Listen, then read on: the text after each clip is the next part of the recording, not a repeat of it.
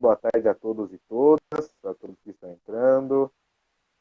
Boa tarde, Grêmio, boa tarde, e Barão Homem de Melo, boa tarde, e São Paulo, que estamos aqui também com o Grêmio Nova Era, participando a Letícia em nome do Grêmio, por favor, Letícia, presente. Oi, gente. Meu nome é Letícia Rafaela. Eu sou diretora de políticas educacionais do Grêmio Estudantil Nova Era. E hoje a gente fez essa parceria com o Grêmio LIFE. E a gente vai fazer um bate-papo sobre negritude. Eu acho que é um assunto muito importante, não só no Dia da Consciência Negra. Exatamente, acho que ainda não me apresentei, mas meu nome é Pedro Natan, sou diretor de causas sociais do Grêmio LIFE.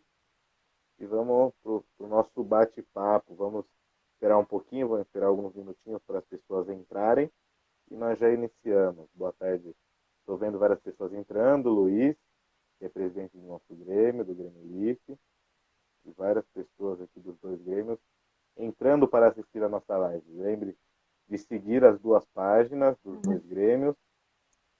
Lembre de curtir as publicações, salvar. Compartilhem também a nossa live com seus colegas, com seus amigos, com a sua família, para ouvir esse bate-papo que é tão bom e tão importante para a nossa sociedade, né?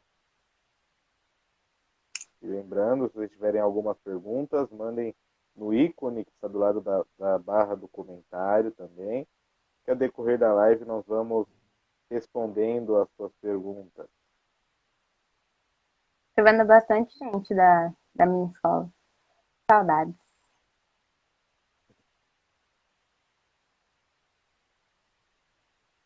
Lembrando que assim que der 5h40, a gente vai fazer 1 minuto de silêncio em respeito a todas as vítimas negras de 2020, não só decorrente ao caso do Carrefour, que coincidentemente aconteceu hoje, no Dia da Consciência Negra, mas sim por todos os George Floyds brasileiros, por todas as pessoas negras que já morreram em 2020. O nosso 1 minuto de silêncio, como a Letícia já falou, já deu 5h40, para depois iniciarmos o nosso bate-papo.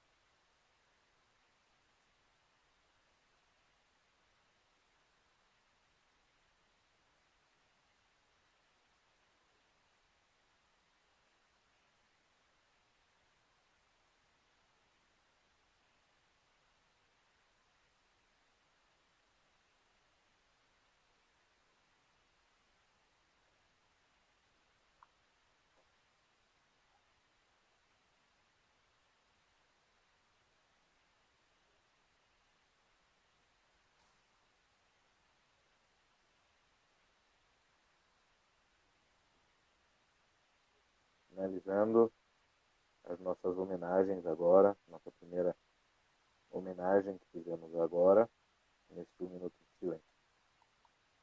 Vamos iniciar? Quer falar mais alguma coisa, Letícia? Eu Não, sei que eu falo demais, mas não tenho mais nada para falar. Você pode dar início ao bate-papo.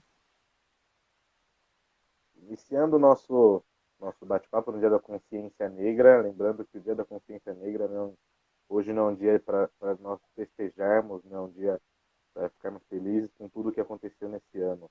É um dia que nós temos que refletir, é um dia de reflexão para todas as pessoas, não só as pessoas negras, mas para todas as pessoas do planeta, para refletir as suas atitudes, refletir o que você aceita na sua roda de amigos, na sua vida, para que as pessoas se policiem e mudem as suas atitudes e tentem mudar as atitudes da sua sociedade. Mas é isso aí. Vamos iniciar para a gente começar a falar. Vamos abordar vários temas hoje, mas vamos falar primeiro sobre a história do povo preto. E antes da gente falar sobre o nosso presente, nós vamos olhar para os nossos ascendentes, né, para quem veio antes de nós. Iniciando a fala, as pessoas têm a sociedade impôs, né, uma triste visão da África, do continente africano, né, que ainda hoje várias pessoas acham que a África é um país, mas sim é um continente gigantesco, um continente imenso de várias culturas e tradições ainda hoje que se mantém forte, algumas com vários fatores tentando acabar com essas culturas, mas ainda se mantém firme e forte dentro daquele continente. As culturas europeias tentam passar a África como uma cultura inferiorizada, como uma cultura neandertal, como podemos dizer, que lá só há desgraça, só há coisas ruins, e isso é uma mentira. Se nós olharmos pela África, antes da invasão europeia, a África era um continente, ainda é um continente riquíssimo de culturas e até em condições financeiras. É um lugar riquíssimo em pedras preciosas e minerais. E se nós vermos pelas culturas antigas, nós podemos ver que nossos ascendentes, de quem nós viemos, são pessoas, são reis, são rainhas, são guerreiros, porque na África não é só civilizações atrasadas, civilizações antigas, mas sim nós tivemos várias coisas, como nós podemos citar o panteão, que hoje nós tratamos como um panteão iorubá, como deuses, né, divindades de alguns cultos, mas várias dessas divindades passaram sobre a terra. Na cultura iorubá, tem um termo para se referir a essas divindades que passaram sobre a terra, e se divinizaram, né, por suas grandes trajetórias. E várias dessas pessoas são reis, são rainhas, são guerreiros, que fizeram muito bem para aquela sociedade e que hoje nós, várias, a sociedade tenta nos transmitir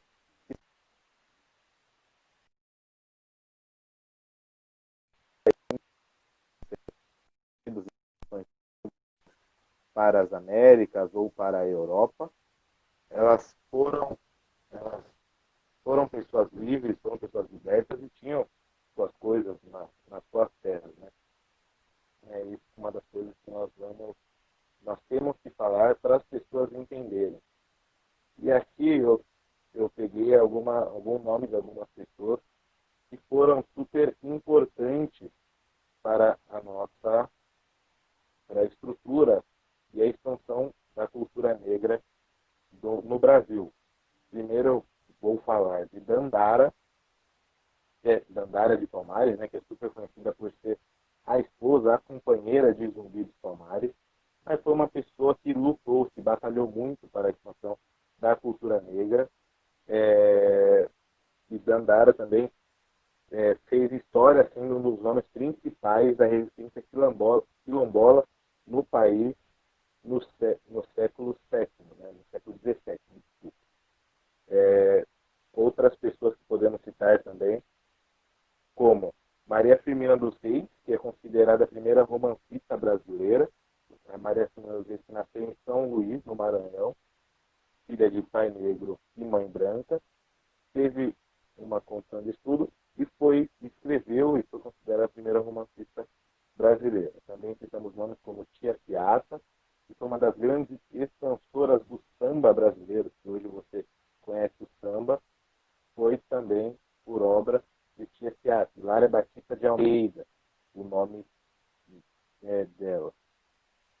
Hoje, né, nós conhecemos várias pessoas importantes, como Jamila Ribeiro, Angela Davis, que também é uma pessoa que, uma das principais mulheres negras na luta pelos direitos civis. Né? Ela que cresceu em um dos estados sul-americanos, nos Estados Unidos, né? Onde a segregação racial era muito dura, muito pesada, e as organizações civis que existiam lá, como a Ku Klux Klan, tinham o hábito de perseguir, linchar e enforcar pessoas negras. Essas são uma das, né, como existem milhares de pessoas, de homens e mulheres, que falam, né, que falaram e nos ajudaram a expandir essa cultura.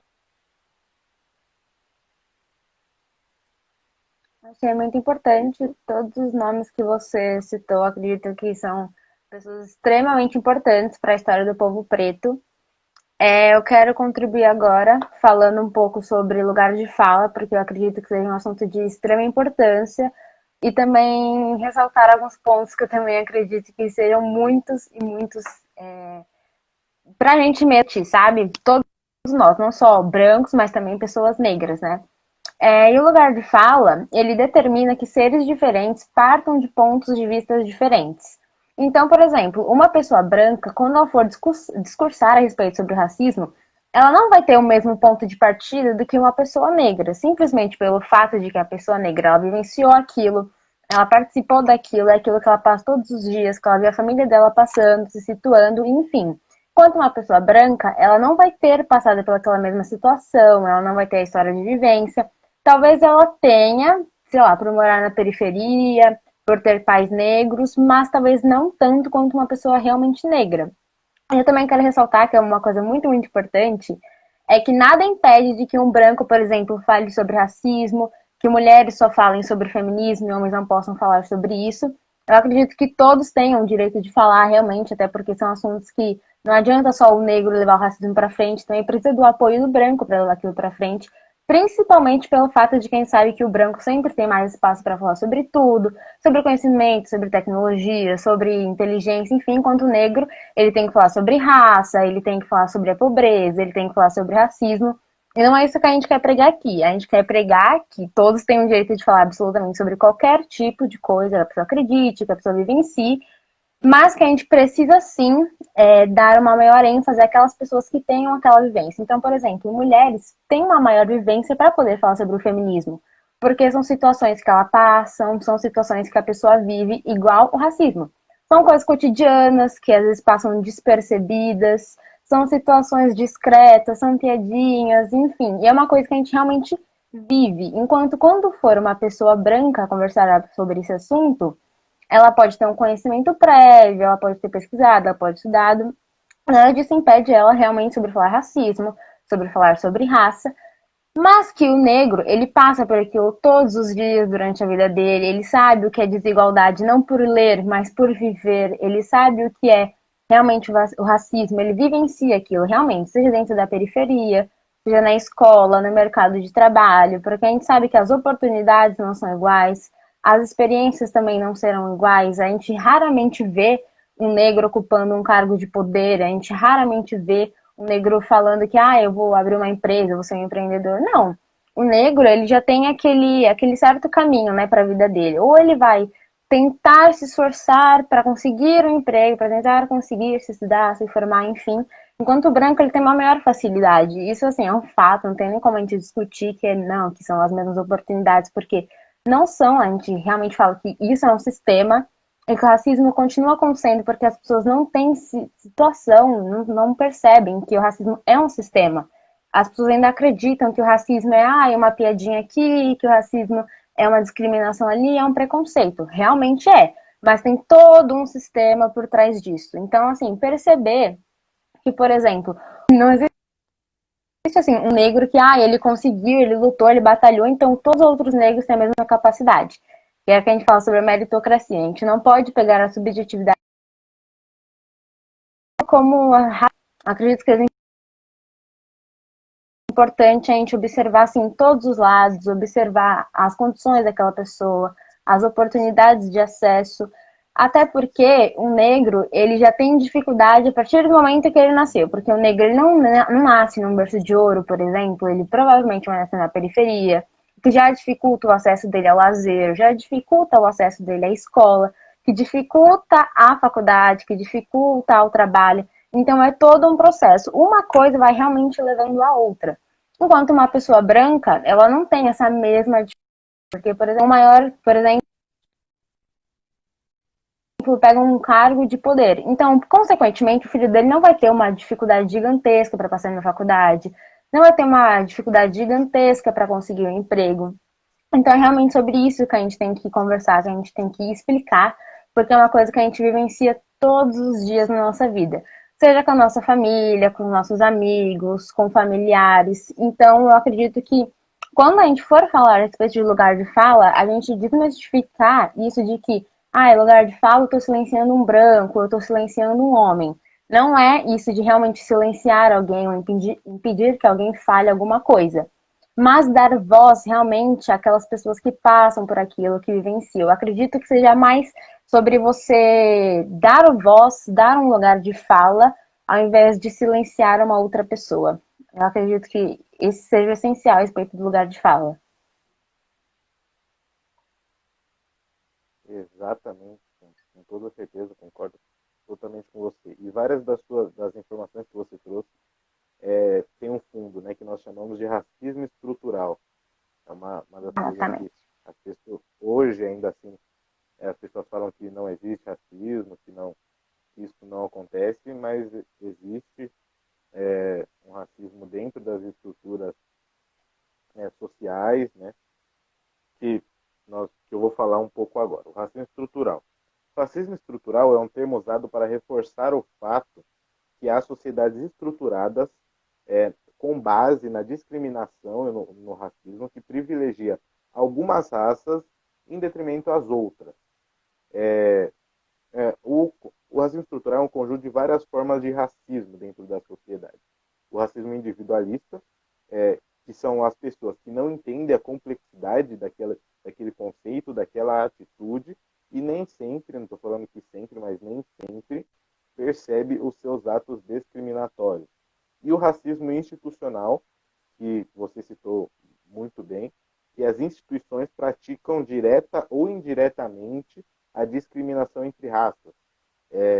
Podemos citar dentro do racismo cultural. Nos países americanos, na América do Norte, na América Central e na América do Sul, existe isso quando se privilegia os brancos, né?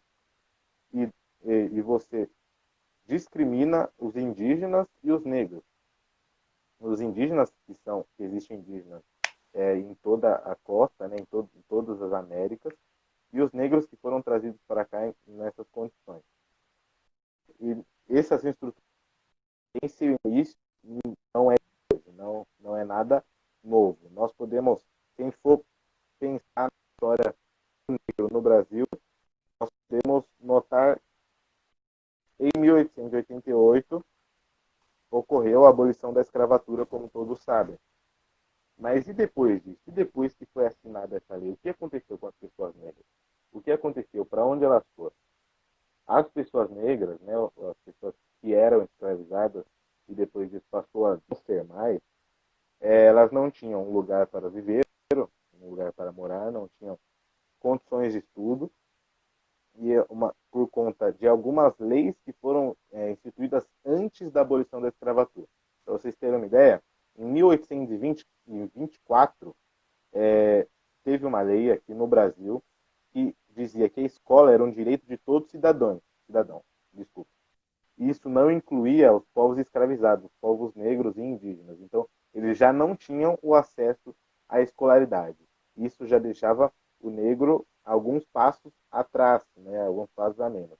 Em 1850 foi instituída a Lei de Terra, que, que dizia que o Estado poderia vender espaços agrícolas, só que a custos altíssimos, a custos estrondosos.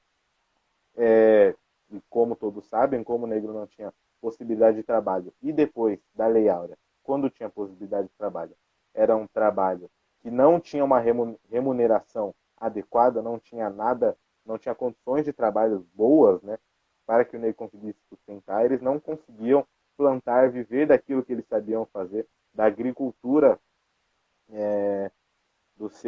daquilo que eles sabiam, né? E mais tarde, o que é interessante, que o governo subsidiou a vinda de europeus e asiáticos para o Brasil para plantar, para a, entrar nesses espaços agrícolas que não foram encaixados para os negros, né, para os ex-escravos, por conta de suas condições. Então, para, isso aconteceu para branquear o Brasil, as pessoas dizem. O que acontece? Eles trouxeram, chamaram, né, os europeus e asiáticos para o Brasil para instalar as suas culturas, no caso, brancas, né, brancas e amarelas, para tentar acabar, diminuir as condições também do povo negro. E para quem quer conhecer mais sobre isso, quer entender mais sobre isso, eu indico o livro do professor Silvio Almeida, que ele fez um livro chamado Racismo Estrutural, da coleção Feminismos Plurais, também é dirigida pela Djamila Ribeiro. Silvia Almeida também é presidente do Instituto Luiz Gama. Peço que vocês pesquisem o trabalho dele, que é uma pessoa muito importante. E depois, já encaminhando, né, esse assunto, nós vamos falar sobre apropriação cultural, que tem tudo 100% a ver com a questão do racismo, junto com o racismo estrutural. O que é apropriação cultural? Né? Apropriação cultural é a adoção de alguns elementos específicos de alguma cultura por um grupo, por um grupo cultural diferente. Como diria o professor antropólogo, né, Rodney William, a apropriação cultural consiste em adotar elementos específicos de outra cultura fora do seu específico contexto e significado, como trajes típicos, música, dança, símbolos, crenças religiosas, idiomas, expressões linguísticas, conhecimentos gerais, entre várias coisas. Né? A ideia da apropriação cultural não deve ser encarada como um campo da individualidade, mas como uma questão estrutural, como já disse antes, relacionada à sociedade sistêmica. A questão que se coloca no uso de determinados elementos culturais não é só as pessoas usarem, mas sim o esvaziamento do significado daquilo que as pessoas estão usando. E sim, quando as pessoas não brigam, o contexto, né, não é brigar por você somente usar, né, mas sim por você não levar a cultura daquilo, não levar as coisas que vêm junto, porque não se resume só naquele elemento, mas sim o que ele significa. Né? A apropriação cultural é um mecanismo de opressão por meio do qual um grupo se apodera de um grupo inteiro, invade significado suas produções.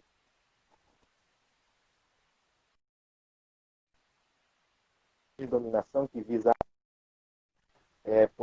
potenciais grupos históricos sistematicamente inferiorizados, esvaziando de todas as produções como forma de promover seu suicídio simbólico. A apropriação cultural e o racismo são temas que são juntos, né, que andam juntos. E como um exemplo da apropriação cultural, um exemplo famoso que já foi falado diversas vezes, é o blackface, né, onde as pessoas, onde brancos, né, pintavam sua cara e seu corpo de preto e vestiam perucas, né, imitando os cabelos. Está travando? Alguém me diz que está tudo certo? Está travando? Tá travando um pouquinho, mas eu tô conseguindo te ouvir normalmente. Então tá bom, vou continuar. O blackface foi quando as pessoas brancas se pintavam de pretos, vestiam perucas imitando o cabelo preto, para simbolizar, né, ou até pejorativamente indicar uma certa cultura ou os povos negros. Isso era muito usado no início da televisão no Brasil. Para quem não sabe, no início da televisão no Brasil, há muitos anos atrás, né, não era permitido que as pessoas negras, né, que os povos negros se apresentassem dentro das televisões, nas suas novelas, dos seus programas, jornais. Então, a decisão que as pessoas tomaram, né, que os diretores, essas comandavam, tomaram. Pegaram outras pessoas brancas, as pintaram de preto, para representar, normalmente, muitas das vezes pejorativamente, as pessoas negras. Hoje, isso enquadra, né, nos atos do racismo e não é uma coisa que é utilizada mais. Mas muitas vezes vemos algumas pessoas ainda utilizando destas atitudes. Sim. Gostei demais de tudo que você falou. Eu vou falar sobre três coisas. Vou ler o comentário aqui do Gustavo, que foi uma coisa muito importante. As vozes pretas precisam de espaço para falar sobre seu sofrimento. Existem muitas pessoas ganhando fama em cima do assunto, mas pode permitir que pessoas falem sobre isso com propriedade.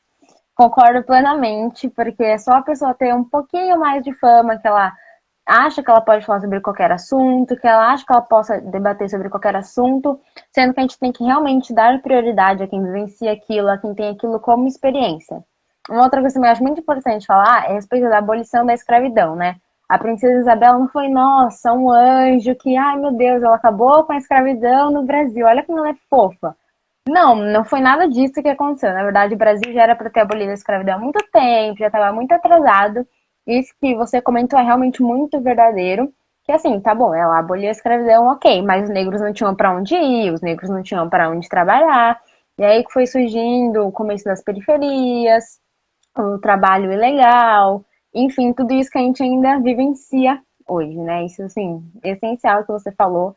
A gente precisa tirar isso também da cabeça de que, meu Deus, olha como ela foi bondosa, olha como ela acabou com a escravidão. Não, não foi nada disso. O Brasil já estava bem, bem, bem atrasado. O E Brasil isso foi o, também, o último país sim, a abolir a escravidão, né? O país que diziam na época mais atrasado, né? Que a princesa Isabel exatamente. aboliu a escravatura por pura pressão política de outros países que não queriam se relacionar com o Brasil, para o Brasil ainda ter um regime escravocrata. Né? Exatamente. Então, assim, nada de que, ai meu Deus, ela foi muito bondosa, olha como ela foi fofa. Não, realmente, o Brasil já estava muito atrasado e era para isso ter acontecido há muito tempo. E uma outra coisa que eu também acho muito importante é falar sobre apropriação cultural. É falar assim de que também, igual a gente falou mais acima sobre lugar de fala, nada impede de uma pessoa branca querer usar trança, nada impede de uma pessoa branca querer usar turbante, não é nada disso, apropriação cultural. Mas sim de você entender por que você está usando aquilo, entender de onde vem aquilo, qual a história por trás daquilo. Não chegar a achar que é só um item normal de beleza, de estética e usar sem ter a menor consciência realmente sobre a cultura daquilo. E agora, Exatamente, pode falar. uma coisa que foi trazida muito me desculpa pelo corte, né, mas foi trazida muito pelo capitalismo, né, que veio, que ajudou a expandir a apropriação cultural, né, que o capitalismo transformou em mercadoria as outras culturas, né, isso ajudou a expandir a apropriação cultural, infelizmente. E não só a nossa cultura, né? A gente pode observar a China, por Não, exemplo. há várias A, culturas. a cultura asiática, pelo amor de Deus, 100% capitalismo, literalmente. Porque as pessoas querem usar tal objeto, tal item, mas realmente não tem essa ciência da cultura, do que tem por trás da história. Enfim, achei muito importante tudo isso que você falou. E agora sim, eu vou falar um pouquinho a respeito sobre o feminismo negro, que eu acredito que seja uma das pautas mais importantes.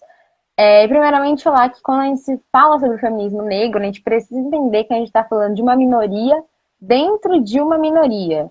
Então, assim, se homens negros já não são ouvidos, imagina mulheres negras, né? Porque a gente sabe que o machismo está aí, ele é presente, ele é diário, ele é cotidiano, enfim. E muito mais decorrente ainda com mulheres negras. Então, por exemplo, uma mulher negra, uma mulher branca não tem acesso a tal coisa. Então a gente tem que pensar, meu Deus, se uma mulher branca não tem acesso a isso, quem dirá uma mulher negra? Tem muito menos chance. O feminismo negro, ele começou a surgir nos Estados Unidos por volta de 1960, na segunda onda do feminismo. E quando o feminismo negro começou a surgir, na verdade, houve uma junção, né, na verdade, das mulheres brancas com as negras, em busca realmente da conquista do voto, a conquista de realmente tudo. Mas, com o passar do tempo, as mulheres negras foram percebendo que o que as mulheres brancas pregavam não era realmente o que elas precisavam, porque as mulheres brancas sofriam com coisas que as mulheres negras também sofriam, mas as mulheres negras tinham pautas diferentes. E aí começou essa divisão, né, realmente do feminismo negro, depois feminismo branco, enfim. Enfim, o assunto aqui é o feminismo negro, né? Vamos dar um foco maior a isso. Eu queria citar aqui algumas mulheres extremamente importantes, por exemplo, Angela Davis, Jamila Ribeiro. Eu acredito que são mulheres extremamente inteligentes, extremamente essenciais para o feminismo negro. Eu admiro demais a Jamila Ribeiro pelos questionamentos dela, pelos pensamentos dela, por ela realmente pregar aquilo que ela vivencia, né? E ela fala bastante sobre a não aceitação da mulher negra dentro da sociedade, sobre a gente querer se encaixar dentro de padrões. Na verdade, isso é do ser humano, querer se encaixar dentro de um grupo social, querer se sentir pertencente a algum grupo. Então, quando a gente vê que aquilo não nos representa, a gente tenta se mudar para tentar se encaixar dentro de um grupo, para tentar se moldar. Eu falo isso por mim mesma, porque durante bastante tempo eu vivi em uma escola particular, então, assim, tinham raríssimas pessoas negras dentro da escola. E o meu grupo de amigas eram todas meninas brancas, com cabelo liso, né? Obviamente, 100% do padrão comum. E aí, depois de vencer tanto aquela situação, eu fui percebendo e falei, nossa, meu Deus, que vontade de alisar meu cabelo. Mas nunca tive a ciência de que eu estava fazendo aquilo para realmente tentar me encaixar dentro de um grupo, para me sentir perto do grupo. Então, foi todo um processo, foi toda uma pesquisa, foi todo um entendimento, realmente pesquisar realmente sobre a minha história, sobre a minha ascendência, sobre toda a história realmente do povo negro, ter consciência do que aquilo que eu estava querendo esconder era uma coisa da minha história, que não tinha muito para onde ocorrer, e que se declarar uma pessoa negra, não, eu acredito que não se dê realmente sobre a cor, literalmente, né? Hoje até postei um vídeo no Story falando sobre isso do colorismo, que as pessoas costumam falar que a pessoa só é negra se ela realmente tiver a pele preta, ou a pessoa ela só é negra se ela tiver um cabelo crespo. Mas não é à toa que quando a gente vai assinar algum tipo de documento, você se declara o quê? Então tem a opção branco, pardo, negro. Tem pessoas que falam que o pardo não existe, enfim, eu acho que isso é uma outra discussão. Mas eu acredito que já é muito importante a gente ter essa ciência de que a mulher negra, ela só não é negra por causa do cabelo dela ou por causa da cor dela, mas sim de todo o processo familiar dela, de toda a história dela.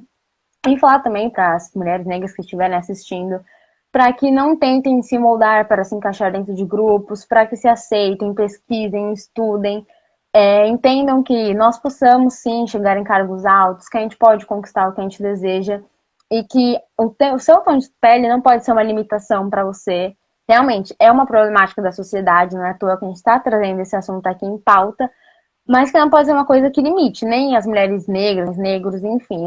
Não pode ser uma coisa que separe a gente, que limite a gente, e sim que nos una na realidade, né? Porque enquanto houver essa divisão entre mulheres brancas e mulheres negras, talvez a gente ainda não chegue num consenso melhor, né? Porque, como a gente falou no começo, né? Minorias dentro de minorias. Mas quando a gente se junta, a gente realmente consegue alcançar algo maior. Então, se manifestar, opinar sobre o que você discorda, sobre o que você concorda, realmente ir atrás daquilo que você acredita e daquilo que você prega. E claro, sem sombra de dúvidas, estudar sobre pessoas negras, buscar sobre mulheres negras, porque elas são muito pouco vidas, muito pouco aceitas. Por exemplo, a Djamila Ribeiro, ela não é tão bem aceita assim, porque ela debate sobre coisas que são extremamente essenciais, então ela não é tão bem vista assim. As pessoas acabam desvalorizando, não só por ela ser negra também, na realidade, mas por ela ter um intelectual gigantesco, por ela realmente opinar sobre aquilo que ela acredita. Eu já vi entrevistas dela, por exemplo, ela ter sido chamada de mal educada simplesmente por ela estar falando em um tom mais forte. Enfim, coisas realmente cotidianas e que a gente não pode realmente ficar calado a respeito de tal situações. Eu, por exemplo, tenho amigas, a Milena, que eu vou citar aqui, a Anne. Nós três somos viciados por futebol, por exemplo. A gente já passou por situações extremamente horríveis simplesmente por ser mulheres gostando de futebol. Então, por exemplo, quando você está conversando com um amigo seu amigo não chega e te pergunta: Nossa, você gosta de futebol? Então me fala o que é tal coisa. Sabe? São situações que a gente para e pensa, tipo, qual o problema, sabe?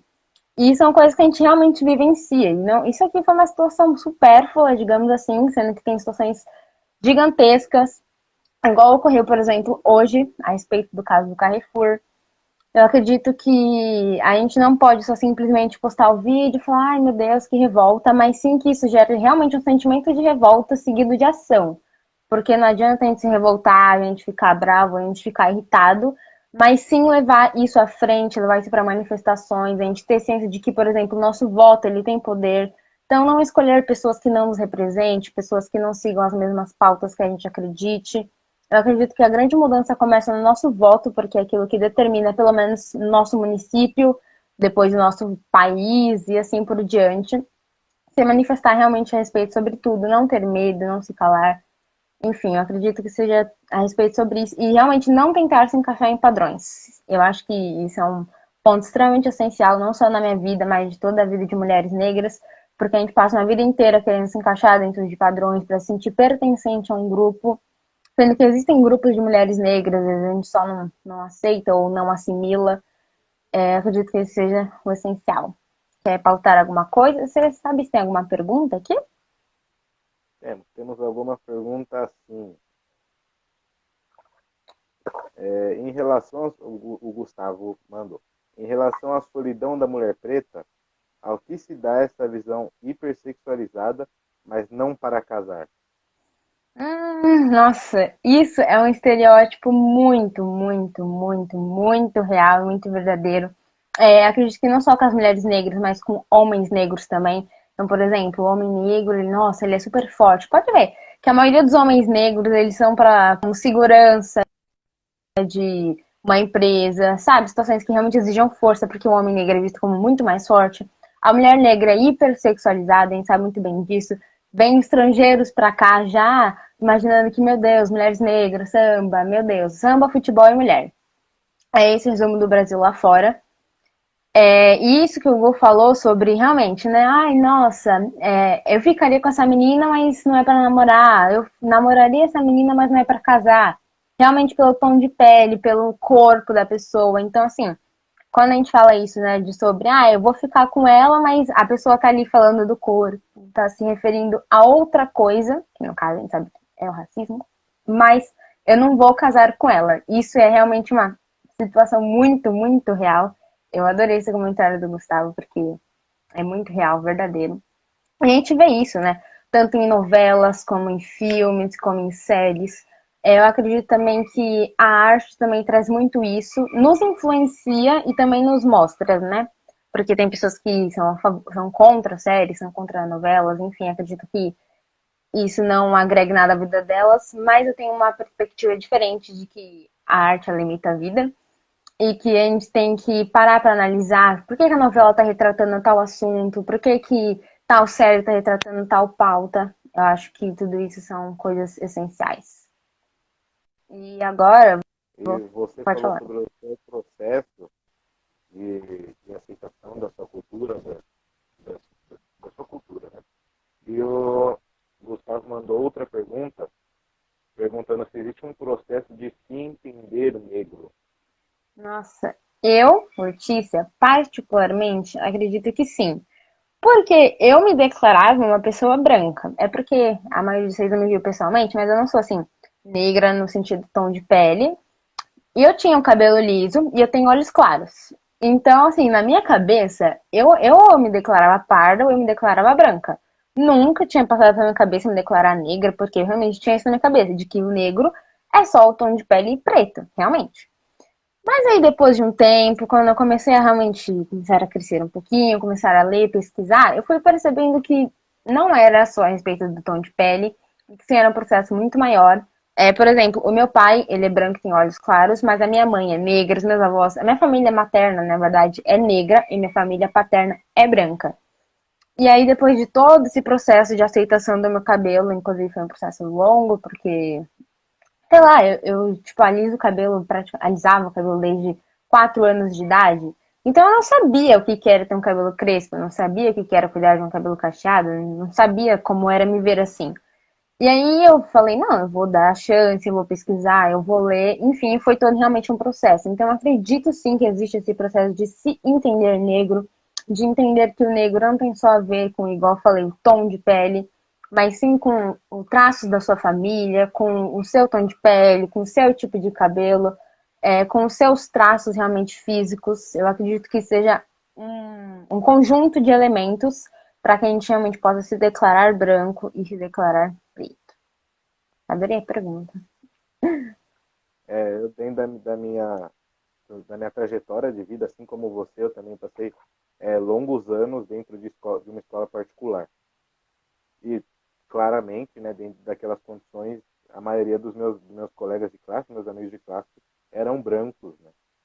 Então, eu sempre, desde pequeno, sempre cortei o cabelo muito curto, eu sempre tive cabelo crespo, né? Mas sempre cortei o meu cabelo muito curto, possivelmente por influência desse tipo, né? Os meus amigos tinham cabelos lisos, cabelos. Mas eu nunca tive a vontade de alisar, mas eu sempre cortei curto.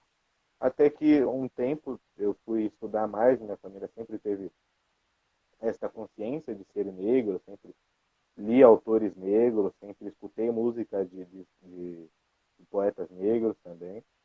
teve uma época da minha vida que eu quis deixar meu cabelo crescer. Crescer bastante, deixar meu cabelo com um black bem grande. E eu mudei de escola. E na nova escola vieram, carregado dos novos colegas, vieram os novos bullying também. Os novos preconceitos e os novos racismos. Eu fiquei, quando eu mudei de escola, eu fiquei muito triste, né, por ter acontecido tudo isso, mas eu acabei passando por cima disso, né, claro que teve denúncia, teve tomamos atitudes em relação a isso, mas eu acabei passando por cima disso e me descobrindo com certeza, com mais certeza na realidade, com mais informação, com mais consciência que eu sou negro. E estamos aqui hoje, né? Vamos para a É, próxima pauta. Peraí, só um minuto. Eu acredito que isso das nossas ações tem muito a ver com o nosso ciclo social. Porque enquanto a gente está inserido dentro de um ciclo social, a gente não percebe o que a gente está fazendo. A gente só vai tomando ações, tipo, sei lá, por que você está fazendo isso? Não sei, eu só vejo as pessoas fazendo e eu vou reproduzindo. Isso tem muito, muito a ver com o nosso ciclo social, de querer se sentir pertencente a um grupo. E quando a gente sai disso, sai de um grupo, a minha mudança de escola também para ir de São Paulo, nossa, mexeu demais com a minha cabeça, mexeu demais com a minha aceitação. Quando eu entrei na escola, eu já tava com o meu cabelo natural, mas tipo assim, tá muito curtinho, eu tinha acabado de cortar.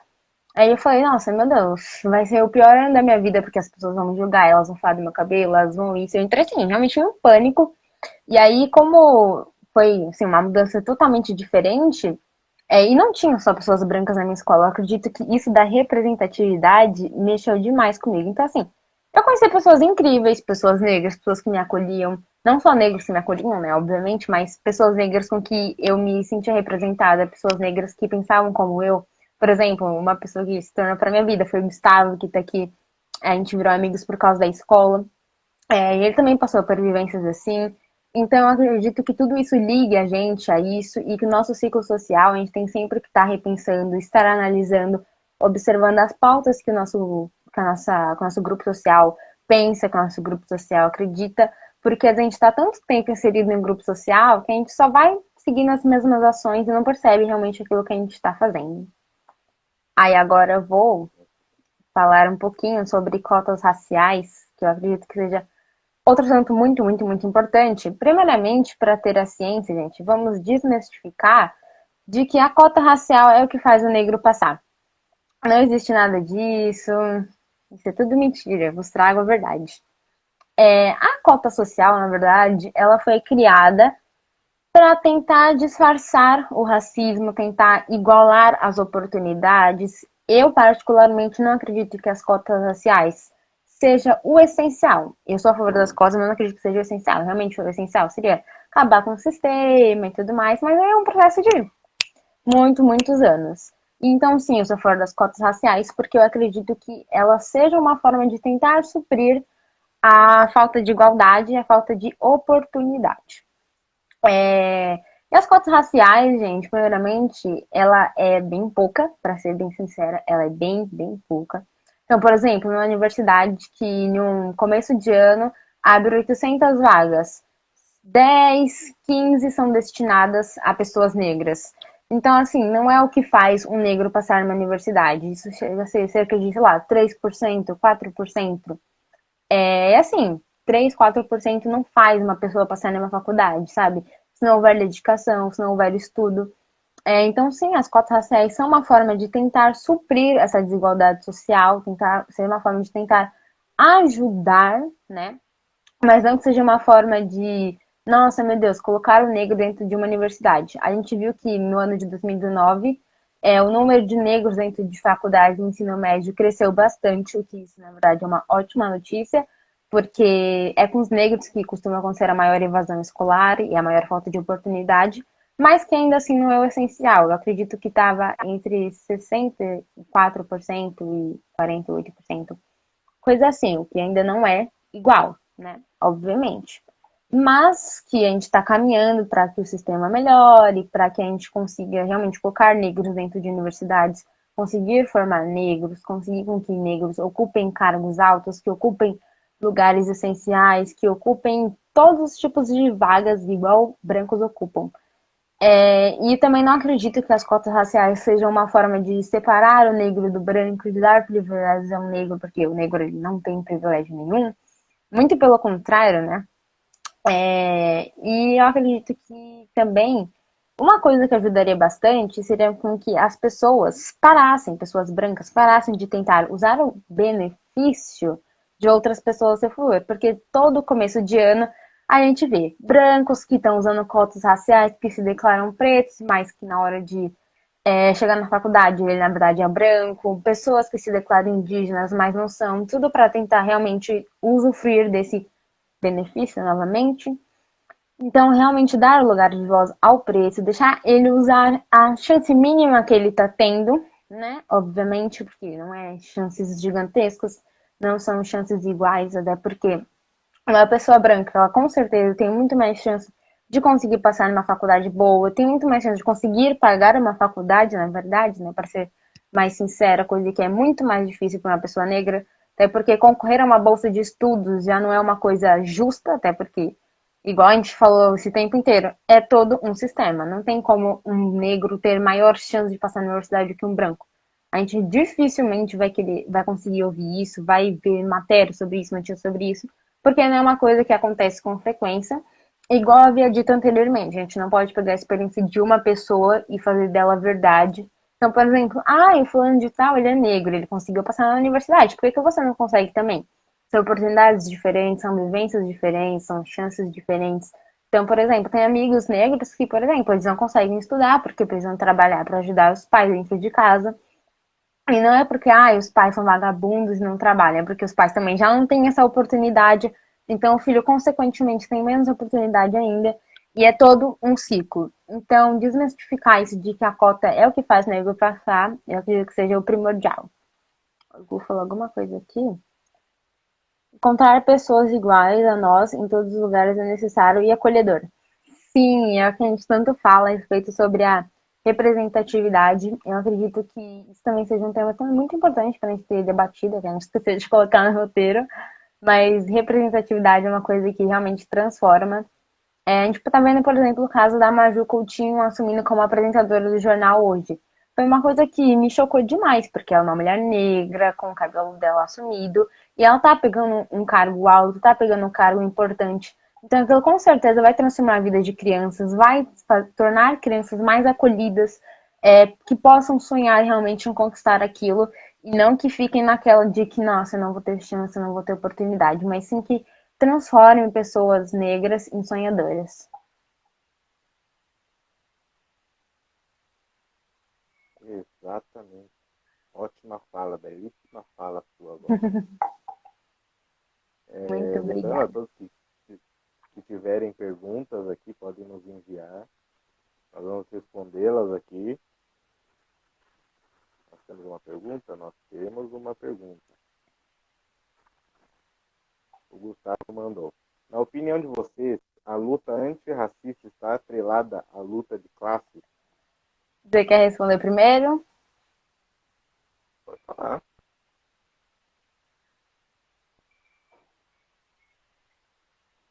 Eu vou responder então. Sim, com toda certeza. Eu acredito que não tem como a gente falar sobre antirracismo sem falar de classes sociais. Até porque a luta de classes é uma coisa que é uma coisa decorrente de muitos e muitos anos. Então, assim, as pessoas realmente que têm poder são as que mandam, elas vão ser obrigadas a trabalhar e o resto da vida, estando doente, não estando doente, estando mal, estando com problemas em casa. Na verdade, na realidade, eu acredito que uma coisa leve a outra. Então, por exemplo, quem está no poder, consequentemente, será um branco, e quem está como proletário, consequentemente, será um negro.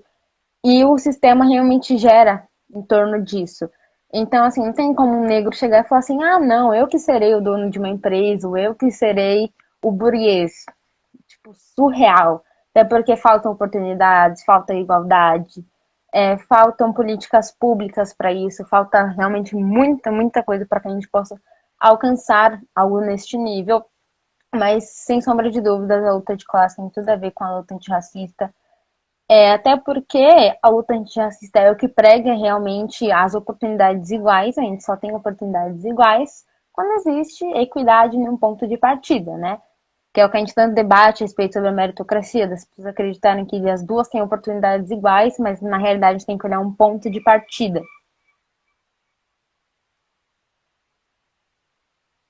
Exatamente. Todas essas luzes estão atreladas também ao racismo estrutural da sociedade, como já falamos, tem tudo, está tudo conectado, né? Porque se a pessoa já vive de uma condição, já nasceu em uma condição superior, claro que ela vai ter mais condições educacionais e financeiras para conseguir botar as suas ideias em prática. Né? Todos nós, negros ou brancos, ricos ou pobres, têm ideias, têm projetos, têm sonhos, mas quando você está numa condição, está numa sociedade que te valoriza, que você está numa sociedade onde você já nasce com condições, onde você já tem condições, e você já está muito mais próximo daquilo, já está muito mais próximo, você, às vezes você já nasce quase como um chefe dos meios de produção, e isso está totalmente atrelado ao racismo estrutural. Exatamente. Muito bom o que você falou. Isso aí, acabamos as perguntas. Nosso tempo também está quase se encerrando. Temos mais alguns 2, 3 minutinhos. Vamos seguir para o Letícia, você quer falar final? alguma coisa? Vamos, com Quero certeza. falar sobre soluções. Eu acredito que seja uma coisa muito importante, porque a gente debateu muito sobre o problema e algumas soluções. Então, eu quero pautar aqui algumas soluções que sejam essenciais. Primeiramente, pessoas brancas. Entendam o privilégio de vocês, entendam que vocês têm maior chance de alcançar o que vocês desejam. Primeiramente, tenham essa consciência de que, ok, eu sou uma pessoa branca, sou uma pessoa privilegiada. Então, tenham essa ciência primeiramente. E depois, dê a sua oportunidade, dê o seu espaço, dê o seu privilégio, transforme, na verdade, o seu privilégio em uma forma de ajudar uma pessoa negra. Eu acredito que isso seja uma solução que vai ajudar, com certeza, demais. Afinal, quando a gente tenta realmente ajudar, tendo privilégio, as chances de ter um resultado maior são grandes. Até porque os negros passam a vida inteira lutando para ter direitos iguais, enquanto pessoas brancas já nascem privilegiadas. Então, tenham consciência do privilégio de vocês, se conscientizem disso e façam do privilégio de vocês oportunidades. Exatamente. Né? De um mundo de nota de repúdio, né? Que agora só se ouve falar em nota de repúdio, vamos tomar mais atitudes, vamos focar nas atitudes para combater o racismo. É isso aí. Eu agradeço muito a você, Letícia, ao Grêmio Nova Era, a toda a São Paulo, que apoiou essa nossa ideia, que agregou ideias também para os nossos projetos. Né? Em nome do Grêmio Líquido, da E. Barão de Mello, eu quero agradecer vocês e espero que estejamos juntos em novos projetos, em vários projetos ao longo dos anos que vem pela frente. E eu, em nome da ISP e do Grêmio Nova Era, também agradeço a oportunidade, a chance de voz, a chance de oportunidade de falar. Acredito que a gente possa fazer muitos, muitos trabalhos pela frente, que esse foi só um primeiro de muitos, mas também muito, muito importante. E agradecer pela oportunidade, dizer que estamos muito, muito gratos por essa nova parceria e que será uma união incrível. Com toda certeza, com toda certeza.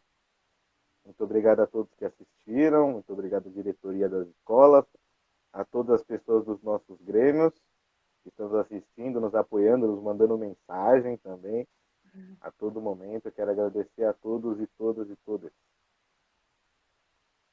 Beijo a todos.